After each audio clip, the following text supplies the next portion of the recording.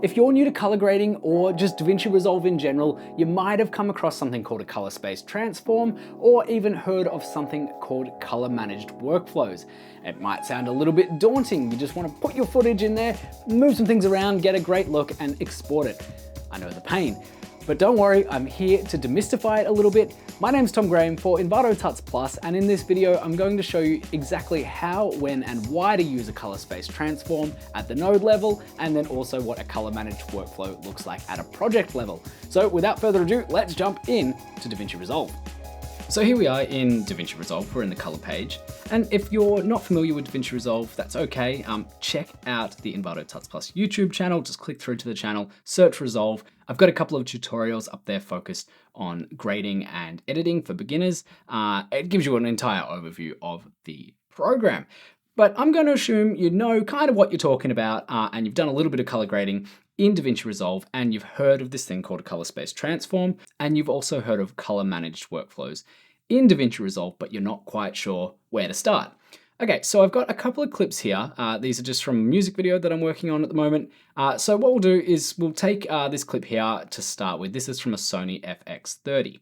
Now, if we were going through a color managed workflow, what we could do is we could go down to the settings down here in the right-hand corner, bottom right-hand corner, and go to our color management. Now, at the moment, I've got color science set to DaVinci YRGB. I've got the timeline color space set to Rec 709 Gamma 2.4 and the outline color space to Rec 709 Gamma 2.4. This is a non-managed workflow. If I go into DaVinci YRGB color managed, that's when we get into, obviously, as it says there, the color managed workflow. Now, what does this mean? I'll show you exactly what to do in those settings in a second, but for the most part, a color managed workflow means that you can set up your color space and output gamut at a project level. Now, let's say I'm working with only FX30 footage or only Pocket 6K footage.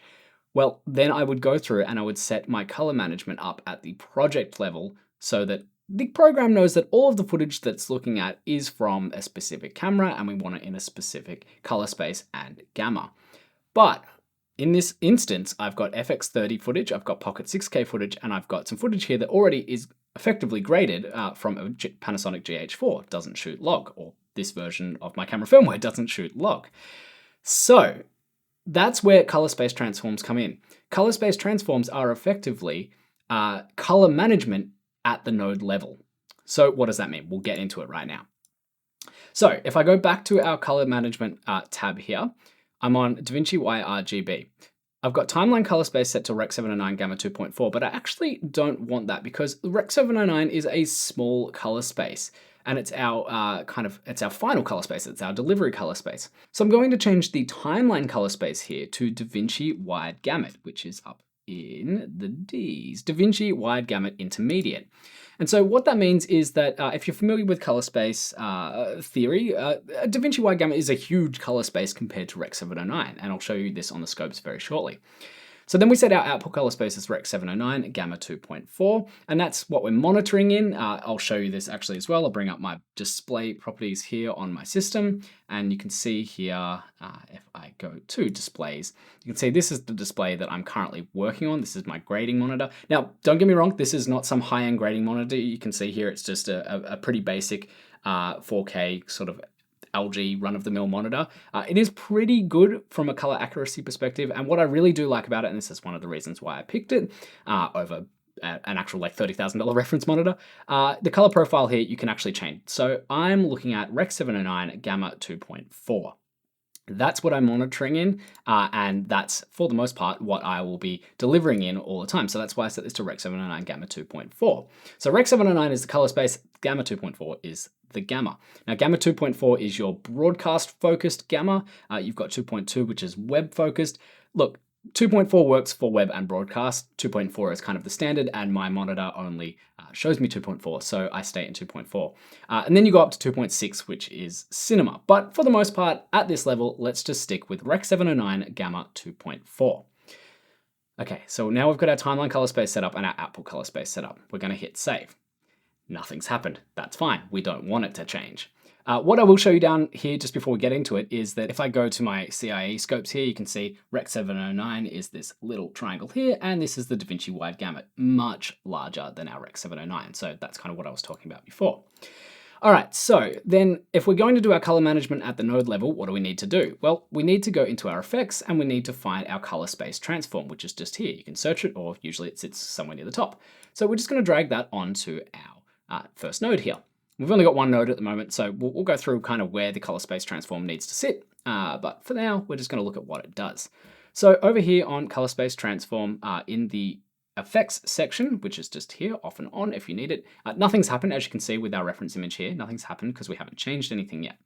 So before I change stuff, I'm going to go back down into our color management settings, and instead of looking at DaVinci YRGB, let's go to the color manage section and see what options we get. So we've got automatic color management there if we want processing mode SDR or output color space. But if we turn off automatic color management here, and if we also check use separate color space and gamma, we can look at our color processing mode, which would be SDR is what we're working in. And we can look at our color space, so Rec 709 and Gamma 2.4, but we can change those individually. And that's effectively what we're going to be doing over here in the color space transform. But remember, like I said, this is globally. So what you would do is if you had mostly Sony FX30 footage, you could set it to your settings for Sony and S-Log3. And then if you only had a few clips for the Pocket 6K, then you would need to manually determine those color spaces and gammas for the Pocket 6K. So that's why when you've got multiple clips from different cameras and you need to do color management, that's why I believe it's better to do it at the node level, doing a color space transform as your kind of part of your grade. So we'll get back into DaVinci YRGB here, not color managed, just making sure that we've set this back to what we had before, which was DaVinci, and just hitting the D on the keyboard there just to get to that place. And in here as well, Rec 709, and we want that Gamma 2.4. So output color space, Rec 709, Gamma 2.4, timeline color space, DaVinci wide gamut. And the reason why we're doing the timeline color space, DaVinci wide gamut instead of Rec 709 will become very clear very soon. So now that we've got our color space transform in, what we need to do is we need to set some things. So the input color space, so that is for this camera, this is a Sony FX30. So we're going to find Sony here, Sony S-Gamut3.cine. And you do need to know what camera settings you had. I fortunately do because I shot this. And for the most part, if you're color grading footage from a DP or if a director's given it to you or whoever you've gotten it from, you will be able to find out this information. That's another thing. I will just go quickly back to the color managed workflow. It works really well if you've got a lot of raw footage as well, because it can pull all of that metadata. And if you're just working with FX30 footage or Pocket 6K footage, that's all good and well, and you can set it at a global level. But if you've got a bunch of raw footage, Arri RAW, Red RAW, Blackmagic RAW, you can set your color managed workflow up, and it will automatically detect per clip what color space and gamut you need. So again, we're not working with RAW here, we're working with your basic log footages, and we're doing this at the node level. So we're going to move on away from that color managed workflow now to this individual node-based color managed workflow using the color space transform. There's a lot to get through here. This is a beginner tutorial, but there is a lot to get through.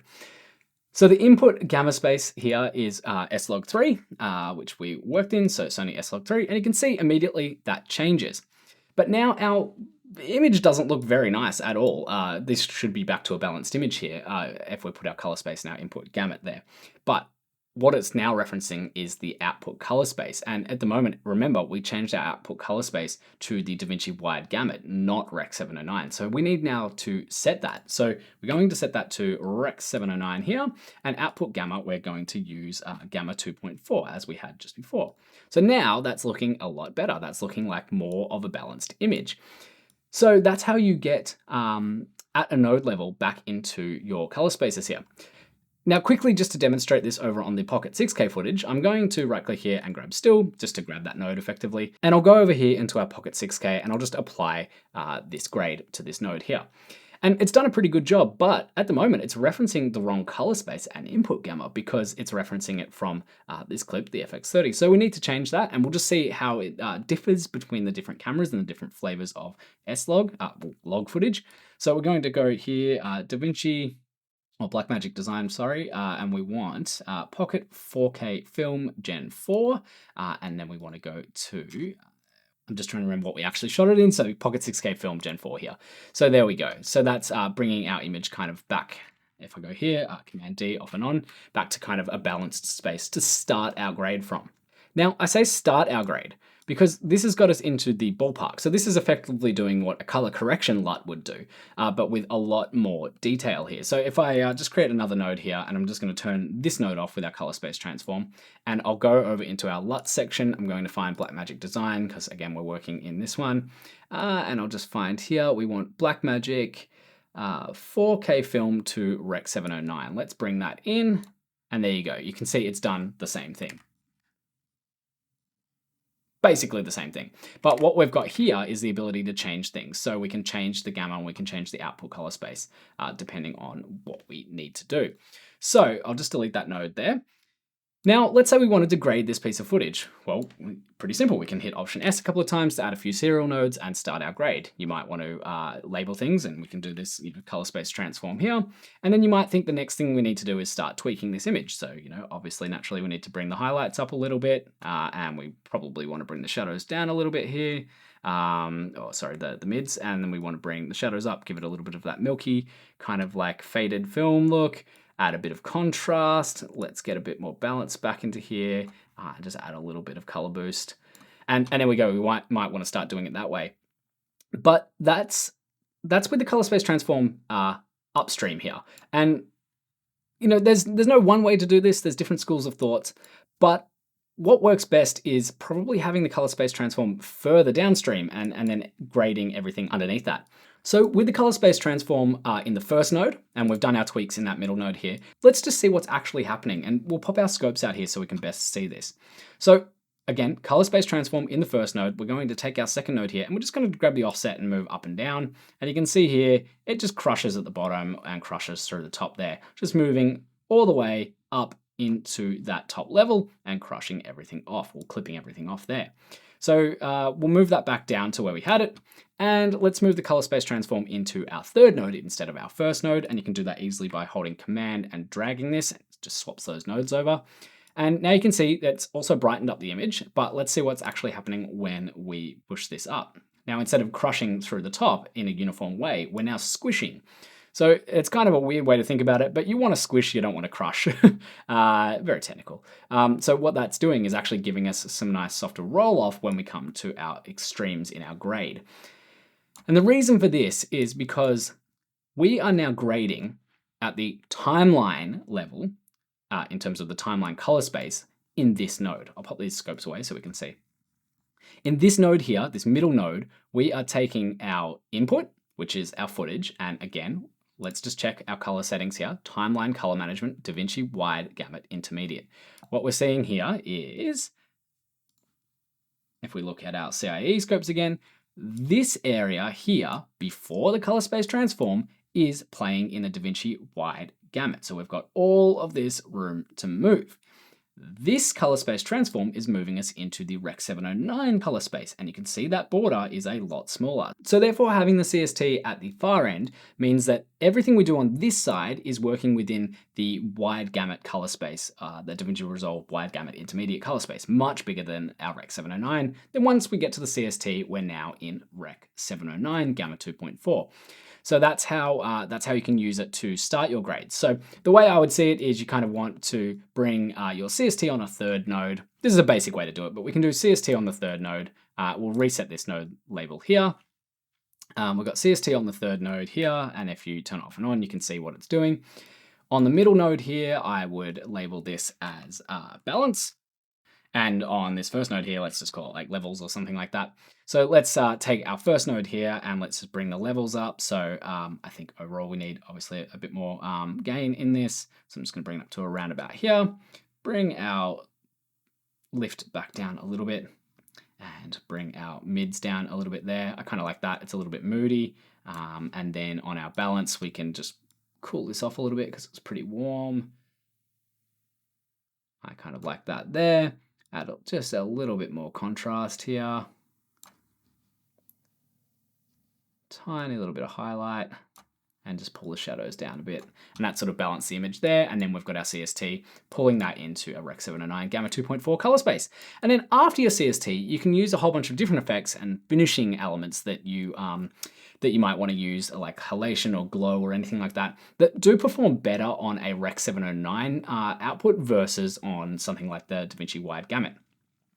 Now, if you do want like a film look or something like that, instead of having your CST here pointing to Rec. 709 Gamma 2.4, what you can do is you can point it to the Cineon color space, because the film looks here in DaVinci Resolve, they work better, or they're looking for a Cineon output to then add their LUT over. So let's see what that looks like. Just pausing the video quickly to talk about LUTs, because we're about to talk about the film looks and LUTs within DaVinci Resolve. But if you want to get some custom ones, head over onto Envato Elements, search LUTs on there, and you'll get a whole host of LUTs that you can download and you can use in your projects right away. And also while you're there, you'll get to look at all of the great stock footage, video templates, photos, fonts. There's so much on there for all of your projects. Envato Elements, check it out today. There's a link in the description below. But right now we're going to get back to the video and we're going to talk about finishing these grades off with the color space transform and then some of the looks that are built into DaVinci Resolve. All right, back to it. So let's just add another serial node after this CST, and let's add this Kodak film look here.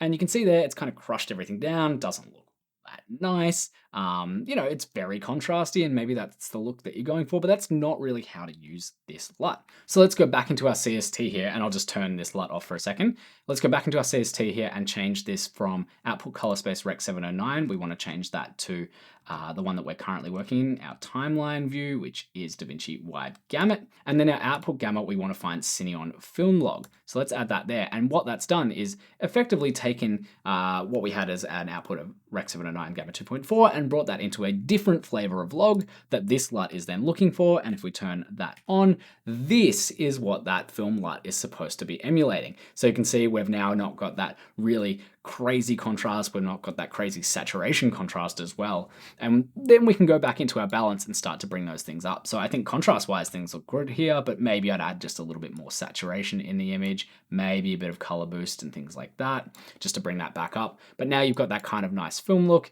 and you can add other things, like I said before, like let's just add some halation, and we'll add that after, and there you go. We can bring that down because it's pretty hectic. And there we go. Now we're starting to get that kind of film look with just a little bit of extra elements on top. So I'll just play that through and see what that looks like.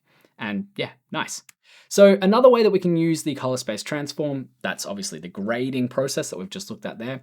But what happens if we want to kind of match this that we've graded to this that's kind of, our in-camera shot that we don't really have that much control over? How do we get that into a color space that we want to work with here to then kind of try and emulate this shot? You can see here this stereo in the background is the same stereo here, so we're going to try and match that shot. We want this to look like it can actually feasibly be from the same camera. So we can use color space transform to do that. So what we first need to do is we need to get this shot similar to our starting point for this. So remember, this is black magic. So let's go in here, we'll drag a color space transform onto this, and our input color space is Rec. 709. Our input gamma is Gamma 2.4. Our output color space here is DaVinci Resolve. And we started with the Pocket 4K film Gen 4, and then our output gamma is the 6K film Gen 4. So that's got us back to where this footage kind of started. Now we want to add another color space transform. So I'm just going to add a couple of nodes here, and I'm actually going to drag this one here into the middle node, and then add a color space transform this third node. Now we want to take the DaVinci Resolve footage into that Cineon that we had earlier. So that's this one here, Blackmagic to DaVinci Resolve Wide Gamut Cineon Film Log. So I'm just going to copy this node, and I'm going to paste this node here. And then I'm going to add a serial node by hitting Option S. And then I'm going to grab that LUT that we used before and drag that on top. And as you can see, it's gone pretty contrasty here, but we are doing things slightly differently. Remember, this footage came from the Panasonic GH4, and we're trying to match this footage here. So we need to do some work with our levels and our balance on this side. So let's do that again, add our levels and our balance over here. So let's just play with our levels a bit. We're going to bring down the highlights so that they're not kind of like clipping too much here. Bring up our mids quite a lot, drop some highlights again. Play with our shadows, and we can match this a little bit better shortly. And then on our balance here, it's feeling a little bit cool, so just going to warm it up a little bit and add a little bit of color boost in here and just the tiniest amount of saturation. Again, playing with the temp. And where are we? Let's say roughly there for now. So that's our levels and our balance. And then what have we got past the end here? We've got our halation here. So let's copy this over and add our halation, add our halation on another node there, another serial node at the end. So that's roughly in the right spot, but how can we actually match it exactly? Right click here, grab still, bring our gallery open, make sure that still is selected, and then we'll go back to our GH4 footage, get the frame wipe going here, and so now we can kind of match these shadows and different things like that. So the warmth is looking pretty good here. If anything, I think this needs to cool off just a little, so we can do that back over in our balance. That's looking okay there. I'm kind of looking here and here at this point. And then what's something else we can examine? We can kind of look at the levels here of our shadows. So you can see down in the scope here, the shadows on the original image that we're trying to match are a little bit lower. So I'm just going to bring those levels down a little bit here to try and match. And let's play a little bit with that there. That looks pretty good. And again, how are we feeling about the color? I think it's all matching pretty well here. Just looking at the highlights there, I think it looks pretty good. So let's turn that off and on there, and there we go. That's kind of matched those two images using color space transforms, and a number of color space transforms as well.